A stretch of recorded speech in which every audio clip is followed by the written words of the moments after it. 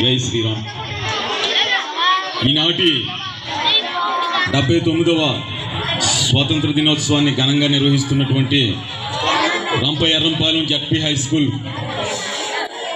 సిబ్బందికి, ఈ కార్యక్రమానికి అధ్యక్షత వహించినటువంటి ప్రధానోపాధ్యాయులు శ్రీ అప్పులు గారికి, అలాగే school parents committee chairman Ganta Srinu గారికి, అలాగే గ్రామ సర్పంచ్ కుమారి వాదంపూడి హర్షిత ప్రకాష్ గారికి, అలాగే పెద్దప్పులు గారికి, రాఘవులు గారికి, అవతారం గారికి, జనసేన నాయకులు నాని గారికి, అలాగే వేదిక మీద ఆసీన్ నారా ప్రసాద్ గారికి, నరుకులు నానిబాబు గారికి, ఉప సర్పంచ్ గారు దాకారపు ధర్మరాజు గారికి, అందరికీ కూడా గంటా తేజాకి అందరికీ నా హృదయపూర్వక నమస్కారాలు తెలియజేసుకుంటున్నాను. నిజ యశశ్చంద్రికల్ నిఖిల దిక్కులయందు ప్రజ్వల చేసిన ప్రాజ్ఞురాలు, వీరాది వీరుల విజయ ప్రతాపుల ప్రియమారగన్న ప్రావీణ్యురాలు, తన ప్రతాపము తెల్పి తనయుల మేల్కొల్పి ఘనత గాంచగనున్న యనధురాలు, మత వివక్షత మాన్పి వ్యతలు దీర్పగనున్న పుణ్యాత్మురాలింక పూజ్యురాలు, విమల విఖ్యాతి వడసిన వీరమాత, అట్టి భారత మాతను యనవరతము తలచి రుణము దీర్పగా తరలి రండు, జనని దుఃఖము మాన్పని ఈ జన్మమేలా. భారత్ మాతాకి. ఈనాడు ప్రతి భారతీయుడు స్వేచ్ఛా స్వాతంత్రాలతో స్వేచ్ఛా వాయువులు పీలుస్తున్నాడంటే అందుకు కారణం ఎందరో మహనీయుల త్యాగాల ఫలితం, ఆత్మ బలిదానాల ఫలితం. ఆ యొక్క చరిత్రను, దేశ చరిత్రను ప్రతి పౌరుడు, ముఖ్యంగా ప్రతి విద్యార్థిని కూడా తెలుసుకోవాల్సినటువంటి ఆవశ్యకత ఉంది.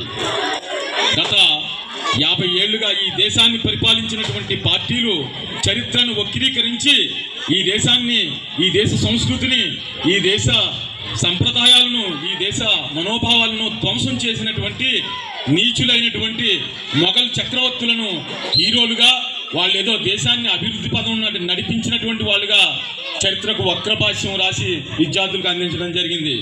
కానీ అది నిజం కాదు. ఈ దేశంలో ఎటువంటి మహనీయులు పుట్టారు అంటే, ఏ ఆదర్శ పురుషుడు సత్యము ధర్మము అనేటటువంటి 2 పాదములతో నడయాడినటువంటి శ్రీరామచంద్రమూర్తి పుట్టినటువంటి అయోధ్యను, అలాగే కాశీ విశ్వనాథ మందిరాన్ని, సోమనాథ దేవాలయాన్ని, మధుర కృష్ణ భగవానుడు పుట్టినటువంటి మధురను, ఇలాంటి మన భారతీయుల ఆరాధ్య దైవాలు పుట్టినటువంటి ఆ యొక్క మందిరాలను ధ్వంసం చేసినటువంటి బాబరు, అక్బరు, ఔరంగజేబు లాంటి నికృష్టులను వాళ్ళు దేశ అభివృద్ధి కారకులుగా గత పాఠ్యాంశాల్లో జోడించడం జరిగింది. దానిని తిరగరాస్తూ కేంద్రంలోని నరేంద్ర మోడీ గారి నాయకత్వంలోని ఎన్డీఏ ప్రభుత్వం ఈ సంవత్సరం కొత్తగా ఈ యొక్క 7, 8, 9 తరగతుల్లో భారతదేశ అసలైన చరిత్రను, భారతదేశం కోసం త్యాగం చేసినటువంటి నిజమైన దేశభక్తులను, దేశం కోసం పోరాడినటువంటి ధర్మవీరుల చరిత్రలను కూడా వారు ఈ సంవత్సరం పాఠ్యాంశాల్లో చేర్చడం జరిగింది. అందుచేత అటువంటి ఆ పాఠ్యాంశాలను ప్రతి విద్యార్థిని కూడా క్షుణ్ణంగా చదువుకుని అధ్యయనం చేసుకుని దాన్ని ద్వారా స్ఫూర్తిని పొంది ఈ దేశభక్తులుగా, సంస్కారవంతులుగా మీరంతా తయారవ్వాలని కోరుకుంటూ చివరిగా ఒక మాట చెప్పి విద్యార్థులకి నేను ముగిస్తాను. మీరు ఎక్కడ చదువుకుంటున్నారంటే రంపయ్యర్రంపాలెం జడ్పీ హై స్కూల్ అని మీరు చెప్పుకుంటారు, కానీ అది అందరూ చెప్పుకుంటారు. కానీ భవిష్యత్ తరాల్లో పలానా వ్యక్తి చదివిన స్కూల్ అని చెప్పుకునే స్థాయికి మీరు ఎదగాలి.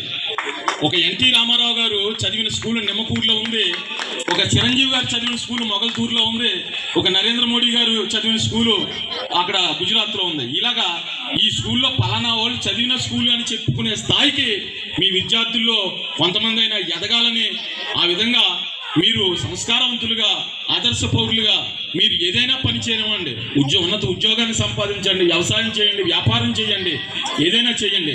కానీ సంస్కారవంతులుగా, దేశభక్తులుగా, క్రమశిక్షణ కలిగిన పౌరులుగా మీరు భవిష్యత్తులో మీరు జీవన ప్రస్థానాన్ని సాగిస్తే మీకు చదువు నేర్పించినటువంటి ఈ విద్యాలయానికి, చదువు నేర్పించిన ఉపాధ్యాయులకు అందరికీ కూడా సార్థకత చేకూరుతుందని తెలియజేసుకుంటూ, నాకు అవకాశం ఇచ్చినటువంటి పెద్దలందరికీ ధన్యవాదాలు తెలియజేసుకుంటూ